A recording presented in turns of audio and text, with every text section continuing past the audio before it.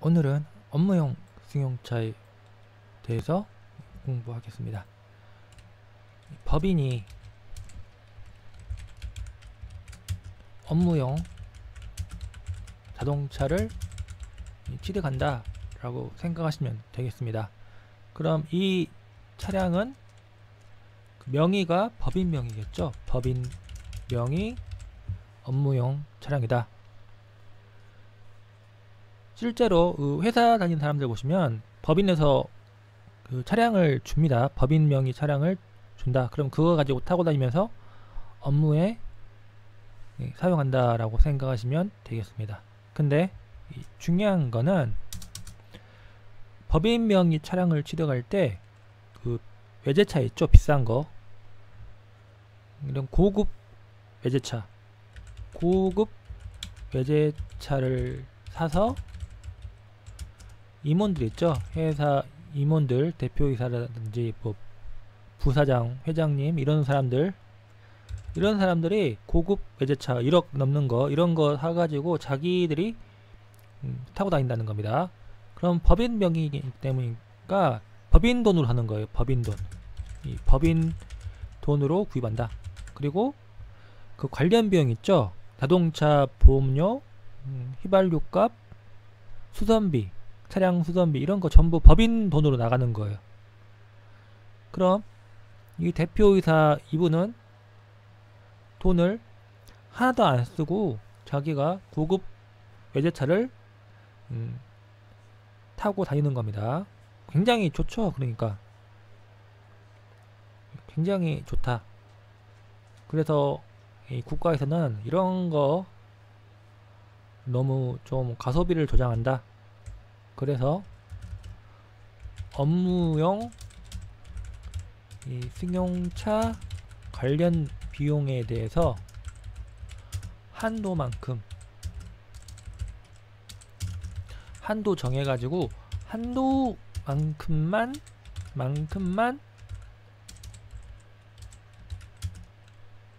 송금으로 인정한다. 송금으로 인정한다라는 겁니다. 그럼 우리는 옛날에는 업무용 승용차 관련 비용은 전액 송금으로 인정했는데 세법이 개정된 겁니다. 2016년 1월 1일 이후 개시하는 사업연도에 취득하는 승용차에 대해서 적용한다. 2016년 1월 1일 이때 세법이 개정돼가지고 2016년 1월 1일 이후 취득하는 업무용 법인명입니다. 법인명의 업무용 승용차는 이 한도만큼만 송금으로 인정해준다는 겁니다. 그러니까 비싼 자동차 뭐 1억짜리 산다 그러면 한도 초과가 되기 때문에 한도 초과액은 송금으로 인정해주지 않는다. 회사는 비용 처리하겠죠. 그럼 그 비용 처리한 거에 대해서 송금으로 인정해주지 않는다 라는 겁니다. 우리는 여기서 주의할 게 업무용이 있고 영업용이 있습니다. 업무용은 회사 업무에 사용한다. 그러니까 실질적으로는 회사에서 지급하는 차량이 있죠. 회사에서 지급하는 차량, 법인명의 차량입니다. 이런 건 다 업무용이다. 그럼 영업용은 영업에 사용하는 겁니다. 운수업, 자동차 판매업, 자동차 임대업, 운전학원업, 경비업, 시설대업 등 사업상 수익을 얻기 위해서 직접 사용하는 승용 자동차는 이게 영업용입니다. 영업용은 금액, 차량 그 금액에 상관없이 전액 송금으로 인정해준다 라는 겁니다. 영업용은 전액 송금, 근데 업무용은 한도액만큼만 송금으로 인정한다. 그러니까 이 두 개가 차이가 있다는 겁니다. 업무용 승용차는 개별 소비세 과세 대상 승용차다. 이 개별 소비세가 옛날에는 특별 소비세라고 불렸습니다. 특별 소비세인데 왠지 좀 특별해 보잖아요. 그래가지고 개별 소비세로 용어를 바꿨습니다. 그럼 개별 소비세 과세 대상 승용차는 개별 소비세법 나옵니다. 개별 소비세법에 보면은 일단 마티즈 있죠. 마티즈는 개별 소비세가 과세되지 않는다. 그 있죠. 1000cc 넘는 거 이런 것들만 개별 소비세가 과세되고, 마티즈 같이 소형 수용차는 개별 소비세가 과세가 안 됩니다. 어쨌든 중요한 것은 업무용 수용차는 개별 소비세가 과세되는 수용차다. 일단 이게 주의할 점입니다.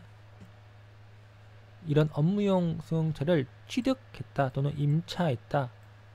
그러면 그 비용이 발생하겠죠. 법인 명의 차량이니까 법인은 이거를 당연히 비용 처리하는 겁니다. 그러면 그 비용에 대해서 한도액만큼만 송금으로 인정한다. 그리고 한도 초과액은 송금으로 인정해주지 않는다. 이렇게 보면 되게 간단하죠. 그럼 한도액만 구하면 되겠다. 그럼 한도액을 어떻게 구할 것인가? 이게 중요한 겁니다. 한도액. 이 한도액을 구한다. 한도액을 구한다. 여기 보시면 업무용 승용차에 대한 감가상각비 있죠. 업무용 승용차에 대한 감가상각비는 무조건 정액법입니다. 정액법을 상각방법으로 하고 내용연수를 5년으로 한다. 그리고 이거는 강제신고 조정사항이다. 강제신고 조정사항 아시죠? 무조건 해야 한다. 예를 들어서 5천만원짜리 차량을 샀다. 당연히 이건 법인명의입니다. 법인명의로 5천만원짜리 차량. 근데 이거는 개별 소비세 과세 대상. 이 차량을 샀다 라는 겁니다. 그럼 지금 감가상각비 파트를 아직 안 배웠잖아요. 그러니까 모르시는 분들이 좀 많을 거예요. 그런 분들은 일단 감가상각비 파트를 강의를 들으시고 이거를 보시기 바랍니다. 어쨌든 5천만원짜리 샀다. 그러면 우리는 이제 감가상각비를 내서 감가상각하겠습니다. 이 차량은 차량 운반구입니다. 차량 운반구. 그렇기 때문에 원래는 정액법 또는 정률법 중에서 둘이 선택해가지고 감가상각하면 됩니다. 근데 이 법인세법은 여기 업무용 승용차의 경우는 어떻게 한다고 했죠? 5년 정액법으로 상각한다. 강제신고 조정사항이다. 강제신고 조정사항이다. 그러니까 강제적인 겁니다. 강제적으로 5년 정액법 상각을 강제한다. 그럼 이 5천만원짜리 차량이면은 5로 나눠야겠죠. 정액법 5년 상각이니까. 그러면 1년에 1000만원씩 1년에 1000만원씩 감가상각한다 라고 생각하시면 되겠습니다. 아시겠죠? 여기 예시 보시면 갑법인이 2019년 1월 1일에 임원이 사용하기 위해서 업무용 승용차 취득가 6천만원이다. 그러면 5년으로 상각한다 했죠. 강제신고조정사항입니다. 2019년 1월 1일이니까 2016년 1월 1일 이후 개시하는 사업연도에 취득하는 승용차는 업무용 승용차면서 5년간 5년 정액법으로 강제 상각한다 라고 생각하시면 되겠습니다. 그러니까 이 6천만원 곱하기 5분의 1 하면 상각 범위액은 1200만원이 나온다는 겁니다. 상각 범위액은 1200만원. 그런데 회사는 1000만원을 계상했다. 1000만원. 그럼 차이가 나겠죠? 200만원 납니다. 차이가 1000만원인데 상각 범위액은 1200만원. 그러면 그 C 부인액이 200만원이 발생하죠? C인액. 그러면 그 200만원을 송금 산입한다. 왜냐면은 이 강제신고조정사항이기 때문에 그렇습니다. 무조건 1200만원을 채워야 된다는 거예요. 그러니까 회사는 1000만원만 냈기 때문에 추가로 200만원을 더한다는 겁니다. 전부 1200만원까지 채우는 거기 때문에 1000만원 플러스 거기다 200만 더해가지고 송금 선임한다. 이게 1단계입니다. 업무용 승용차 2016년 1월 1일 이후 취득하는 업무용 승용차다. 그런 경우에는 정액법 5년 강제 상각한다. 아시겠죠? 이게 1단계예요.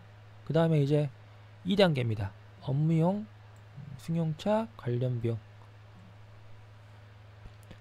회사가 이제 외제차를 가지고 사업활동한다. 사업활동에 이용한다. 그러면 경우 업무용 승용차 관련 비용이 발생한다는 겁니다. 예를 들어서 보험료, 차 사면은 보험료 내잖아요. 그러니까 보험료. 그 다음에 수선비, 차 수선비 많이 발생하잖아요. 타이어도 교체하고 이것저것 수선비가 발생한다.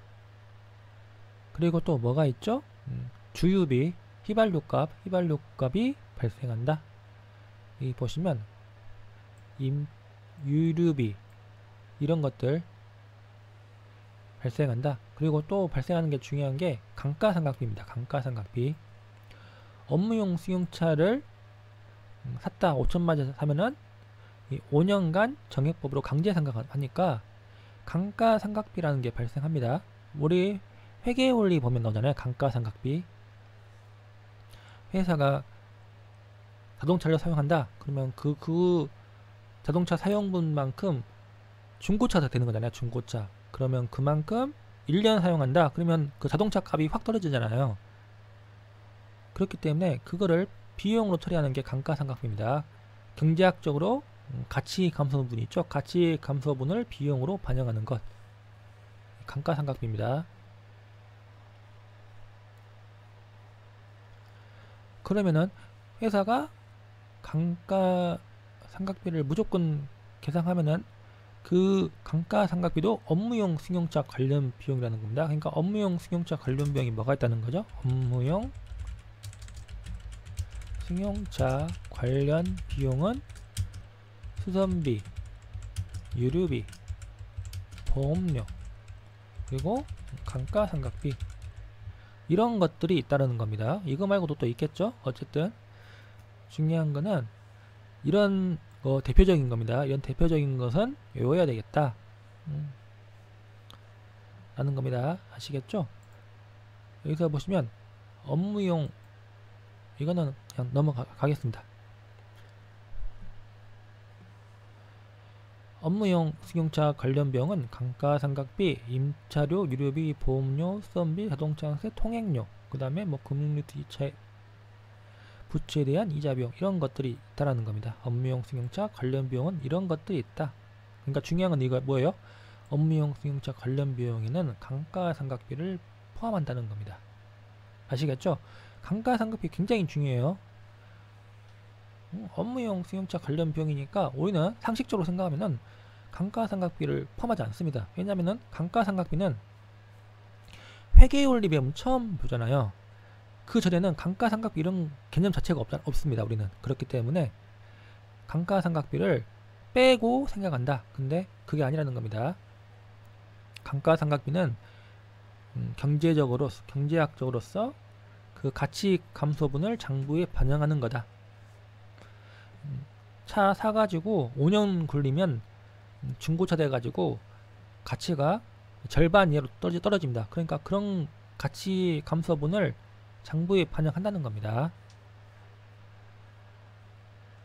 그럼 이 업무용 사용금액에 대해서 얼마만큼 송금으로 인정할 것인가, 이게 굉장히 중요하겠죠. 법인세법은 업무용 승용차 관련 비용에 대해서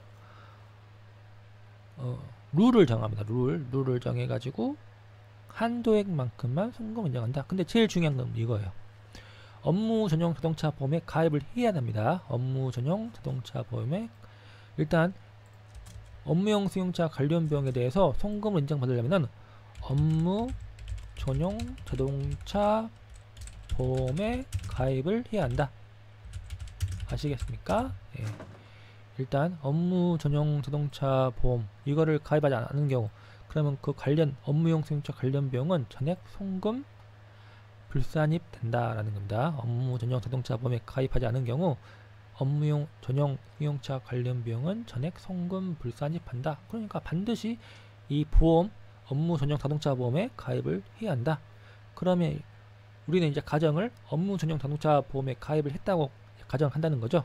업무 전용 자동차 보험에 가입을 한 경우 얼마만큼 송금으로 인정받을 것인지 라는 것을 이제 본다는 겁니다. 근데 또 중요한 게 운행 기록부를 작성 비치한 경우와 운행 기록부를 작성 비치하지 않은 경우로 나눕니다. 운행 기록부.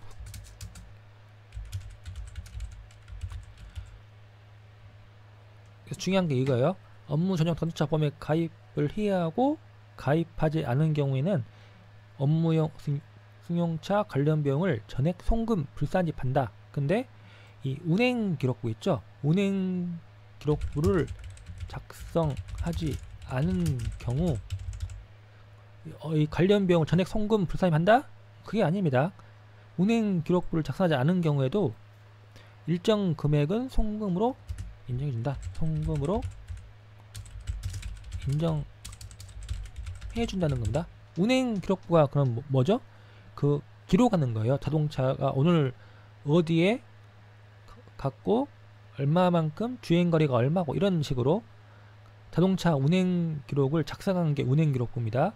근데 이 운행 기록부를 일일이 작성하는 게 짜증나겠죠. 그래서 세법은 운행 기록부를 작성하지 않은 경우에도 일정액은 송금으로 인정해준다는 겁니다. 예를 들어서 운행 기록부를 작성하지 않았다. 그럼 업무용 승용차 관련 비용 1000만원 이하인 경우는 전액 송금 인정한다는 겁니다. 운행 기록부를 작성하지 않은 경우에도 업무용 승용차 관련 비용이 1000만원 이하인 경우에는 전액 송금 인정한다. 그리고 업무용 승용차 관련 비용이 1000만원을 초과하는 경우 이 업무용 승용차 관련 비용분의 1000만원만큼 비율을 곱한 금액만큼 송금으로 인정해준다는 겁니다. 업무용 승용차 관련 비용이 만약 1년 동안 회사의 과세기간이 1년이고 사업연도가 1년이고 업무용 승용차 관련 비용을 1,500만원 썼다. 그러니까 업무용 승용차 관련 비용이 뭐라겠죠? 감가상각비, 유료비, 수선비, 보험료, 통행료 이런 것들.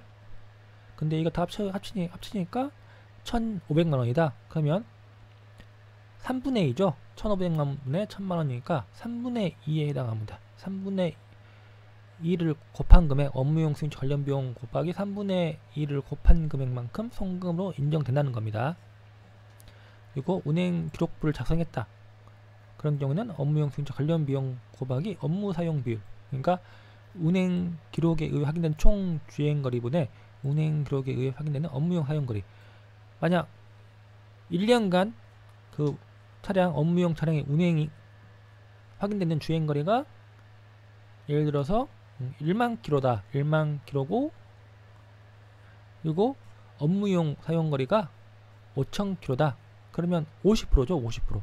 그러면 업무용 승용차 관련 비용 1,500만원에다 50%를 곱한 금액만큼 송금을 인정한다. 근데 중요한 건 이거예요. 1,500에다 곱하기 50%다. 그러면 얼마예요? 750만원이죠. 750만원. 근데 운행 기록부를 작성 비치하지 않은 경우는 1000만원 이하인 경우 무조건 송금 인정하잖아요. 그러니까 당연히 이것도 고려한다는 겁니다. 아시겠죠? 여기 보시면 나옵니다. 2019년 1월 1일 임원이 사용하기 위해서 업무용 승용 자동차 6천만원을 취득해서 감가상각비 1000만원과 유지비 500만원을 계산했다. 그러니까 1500만원입니다. 그리고 총 주행거리가 10,000km이고 업무용 사용거리가 6,000km인 경우 업무 미사용 금액에 대한 세무조정은 다음과 같다. 이게 6천만원이니까 감가상각 할 때 어떻게 한다겠죠? 5년 정액법이죠. 그러니까 1200만원을 감가상각비로 계산이 한다. 근데 1000만원만 계산했으니까 200만원 추가로 송금 산입한다는 겁니다. 이게 1단계 그 다음 2단계는 업무 관련 비용이죠. 업무 관련 비용이 1,500만원이다. 1,500만원이고 업무 전용 자동차 보험에 가입했죠. 가입했고 이 운행 기록부 작성했습니다. 총 주행 거리가 10,000km, 업무용 사용 거리가 6,000km, 그러니까 60%입니다. 그럼 1,500만원 곱하기 60%? 이게 아니에요. 이 감가상각비는 원래 그 1,000만원에다가 200만원 추가한다는 거죠. 왜냐하면은 세무상 감가상각비는 1,200만원이다. 5년간 장액법이기 때문에 1,200만원 그리고 500만원이면 1,700만원입니다. 1,700만원, 1,700만원 곱하기 60% 한다. 그러면 1,020만원이죠. 그러니까 차감하면 680만원. 그러니까 송금 불산입 되는 금액은 680만원이다. 그리고 이 송금 불산입 되는 금액은 전액 상여로 처분한다는 겁니다. 아시겠죠?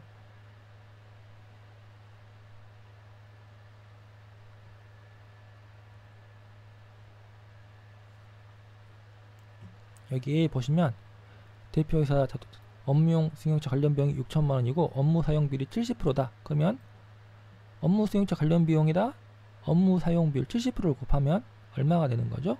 4,200만원이죠. 그러면 송금 불산되는 금액은 6천만원에 30%를 곱한 1,800만원이다. 그러니까 송금 불산입 상여되는 금액은 1,800만원이다. 라는 거다. 그러니까 업무 무관 비용으로 보고 그 관련된 금액은 대표자한테 상여 처분한 걸로 본다는 겁니다. 아시겠죠? 그러니까 관련 금액은 송금 불산입 상여로 소득 처분한다 라는 겁니다. 그리고 차량 운행 일지를 작성하지 않은 경우는 그 감가상각비, 유류비, 보험료 등에 대해서 1,000만원까지 송금으로 인정해 준다는 겁니다. 운행기록부 작성하지 않았다. 그러면 업무용 승용차 관련 비용은 1,000만원까지 송금으로 인정해 준다. 이거 주의해야겠죠. 업무용 자동차 관련 비용이다. 업무 사용 비율을 곱한 금액만큼 송금 인정하는 게 아닙니다. 그러니까 항상 봐야겠죠. 업무용 승용차 관련 비용에 업무 사용 비율을 곱한 금액이 1,000만원을 넘는지 안 넘는지를 봐가지고 무조건 그 1,000만원까지는 송금으로 인정해준다 라고 생각하시면 되겠습니다. 그러니까 이걸 다 외워야 되겠죠. 이게 틀을 다 외워야 된다는 겁니다. 일단 업무용 자동차 전용보험 이거에 일단 무조건 가입을 해야지 업무용 승용차 관련 비용을 송금으로 인정받을 수 있다. 이게 그리고 업무 운행기록부를 작성 비치를 해도 되고 운행기록부를 작성 비치 안 해도 된다. 운행기록부를 작성 비치하지 않은 경우에는 1,000만원까지 1,000만원까지 송금을 인정해준다 라는 겁니다. 그리고 그 관련 비용이 업무용 승용차 관련 비용이 1,000만원을 초과해버린 경우는 이 업무용 승용차 관련 비용분의 1,000만원을 곱한 업무용 승용차 관련 비용이다. 이 비율을 곱한 금액만큼 송금으로 인정받을 수 있다. 그리고 운행기록부를 작성 비치했는데 그 금액이 큰 경우에는 업무용 승용차 관련 비용이다. 업무 사용 비율을 곱한 금액만큼 송금으로 인정받을 수 있다. 그리고 업무 사용 비율은 총 주행거리분의 업무용 사용거리 이런 식으로 해가지고 구한다는 겁니다. 그러니까 열심히 이거 외워야 됩니다. 이걸 외우지 않으면 문제를 풀 수가 없다. 그리고 사업연도가 1년 미만인 경우는 1,000만원에다가 12분의 해당 사업연도 올수를 곱한 금액만큼을 적용한다는 겁니다. 그리고 부동산 임대입을 주고받는 경우 1,000만원을 500만원으로 한다. 그리고 업무용 사용거리는 중요한 게 출퇴근 있죠. 출퇴근도 포함합니다. 업무 수행을 위해서 주행한 거리다. 거래처 간다든지 대리점 방문, 회의 참석, 판촉 활동, 출퇴근 이런 것들.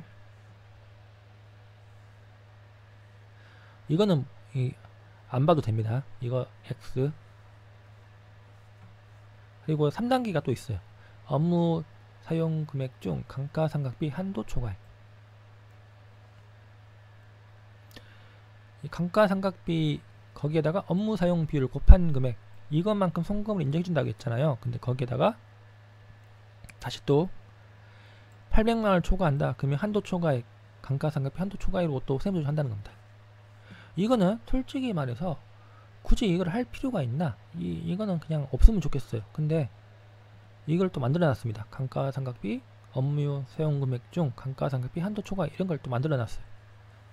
이 보시면 문제 보시면 이문이 업무용 승용차 취득가 6천만원이다. 그리고 감가상각비 1,000만원, 유지비 500만원이다. 그러면 업무 사용 비율을 곱한 금액만큼 송금으로 인정된다는 겁니다. 아시겠죠? 그러면 그 금액이 얼마라고 했죠?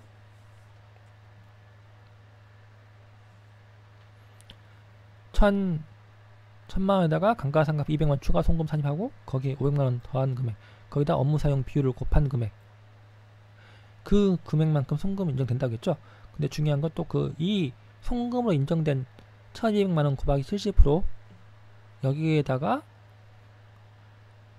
또 한도를 적용해가지고 800만원 초과하는 금액은 송금 불산입 유보를 한다. 그러니까 이 1,200만원에다가 70% 곱한 금액에서 800만원 초과하는 금액은 한도 초과액이 40만원이다. 그러면 이 40만원을 송금 불산입 감가상각 부인액 40만원 유보로 한다. 이게 좀 복잡합니다. 복잡한데 그렇다고 해서 뭐 엄청 어렵고 그런 건 아닙니다. 그러니까 문제를 이 공식 다 외우고 문제 풀어보면은 이해가 됩니다. 공부는 쉬운 길이 없어요. 쉬운 길이 없고 자기가 열심히 해야 한다. 근데 만약 차량이 2015년 1월 1일에 취득했다. 그러면 이 정액법 5년 상각 이 규정을 적용할 필요가 없겠죠. 2016년 1월 1일 이후 취득한 차량만 5년 정액법을 적용하기 때문에 만약 이 차량이 2015년에 취득했다. 그러면 감가상각비는 1,000만원으로 한다는 겁니다. 1,000만원. 그리고 업무 사용 비율이 70%다. 그러면 어떻게 한다는 거죠? 1,000만원에다가 70%를 곱한 금액에서 한도 이 800만원을 뺀다고 했죠? 이 감가상각비에다 업무 사용 비율을 곱한 금액에서 800만원을 뺀다. 그리고 그만큼 또 한도 초과해가지고 한다는 겁니다. 근데 이 2015년 1월 1일 취득한 차량 이거는 시험에 안 나온다고 생각하시면 되겠습니다. 어차피 교수님들이 그 세법은 개정된 규정이 있죠. 새로 적용되는 그 개정된 규정으로 보통 시험을 내기 때문에 2015년 1월 1일 이런 때 취득한 차량은 그냥 안 냅니다. 보통 안 내기 때문에 아주 시간 남아 돌 때 이때 한번 보시기 바랍니다.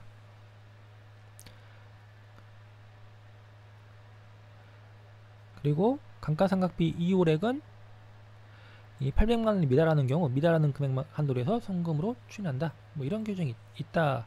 이것도 문제 한번 풀어보면 금방 알 수가 있다라는 겁니다. 그리고 업무용 승용차를 처분해서 발생한 손실이 있죠. 그것도 고급 외제차를 좀 싸게 나와가지고 처분한 겁니다. 그러면 장부에 계산한 금액과 현금으로 팔아가지고 현금 받은 금액 그 차액만큼 처분 손실이 발생한다는 거죠. 그러면 그 처분 손실에 대해서 바로 전액 그 부동차를 처분한 사업자인데 전액 송금으로 인정하는 게 아니라 800만원까지만 송금 인정하고 나머지 초과하는 금액은 2월에서 송금으로 산입한다 라는 겁니다. 이 보시면 이 5,500만원에 처분했다. 그러면 현금 5,500만원 근데 부가가치세 포함이니까 500만원은 부가가치세 수음에 500만원 뺀다는 겁니다. 이게 약간 좀 세무조정이 약간 회계 처리가 좀 복잡하죠. 복잡한데 공부를 많이 하면은 이것도 그냥 대충 다 이해가 됩니다. 근데 그 다음 보시면 취득금액이 얼마예요? 차량 운반금 1억원에 취득했다는 겁니다. 1억원에 취득했고 감가상각비가 얼마죠? 2천만원이죠. 2천만원. 그럼 손해가 발생했다는 겁니다. 장부가액이 8천만원인데 여기 팔았으니까 부가가치세를 제한하면 5천만원이니까 처분 손실이 3천만원 발생한다 라는 겁니다. 여기 보시면 그럼 세무상 처분 손실은 얼마가 발생하나? 세무상 받은 금액은 5천만원이다. 5천만원 현금 5,500만원 받았지만 부가치세 500만원이 포함되어 있기 때문에 그 부가치세를 제외한 금액 5천만원이다. 그러니까 5천만원이 실질적으로 업무용 승차를 처음 나오고 받은 대가라는 겁니다. 그리고 세무상 장부가액은 일단 1억 원이 있죠. 1억 원에서 감가상각비 2천만원을 빼고, 그 다음에 중요한 게 업무용 사용 감가상각비 중 800만원 초과분 있죠. 그 부분도 고려한다는 겁니다. 이 800만원 초과분은 세법상 송금 불산입 유보로 되어 있다는 거죠. 송금 불산입 유보. 그러면 이건 세무상 장부가액을 증가시킨다는 겁니다. 플러스 유보는 세무상 장부가액을 증가시킨다. 그러니까 이걸 플러스 시킨다 라고 생각하시면 되겠습니다. 그러면 장부가액은 8,400만원, 그럼 처분손실, 세무상 처분손실은 3,400만원입니다. 그러면 이거에 대해서 판 3년도에는 800만원만큼만 송금 인정하고 나머지는 2월에서 800만원씩 다음 3년도 또 800만원씩 균등하게 송금을 산입한다 라는 규정입니다. 그러니까 나머지는 2월에서 송금 산입한다. 그러니까 처분 손실 3,400만원에서 800만원을 뺀 2,600만원은 송금을 인정 안해줍니다. 단기 안해주고 차기에 800만원씩 송금 인정해준다 라고 생각하시면 되겠습니다. 그러니까 차기에 송금 산입 여기 800만원씩 해준다 라는 겁니다. 아시겠죠?